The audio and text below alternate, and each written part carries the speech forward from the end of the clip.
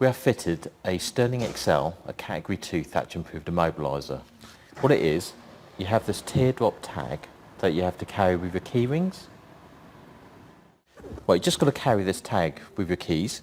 You turn the ignition on, the immobiliser will detect this tag and disengage. If this is not present with the keys, like it isn't at the moment, if you try to start it, it won't start. Got nothing there at all. So, what you do, I'm going to mimic it as if it's next to the keyring. It's disengaged the immobiliser. Now the vehicle starts.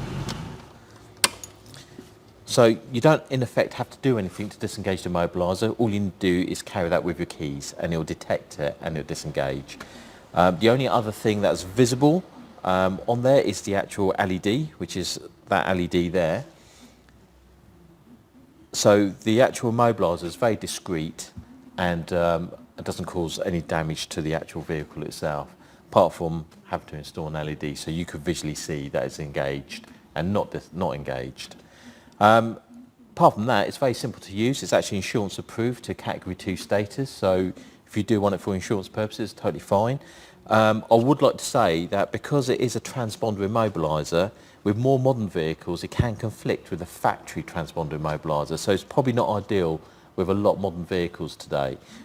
With older vehicles, especially like this beautiful old vehicle that I'm working on at the moment, it's totally fine, absolutely acceptable. And that is the Sterling XL Category 2 Thatcham approved immobiliser.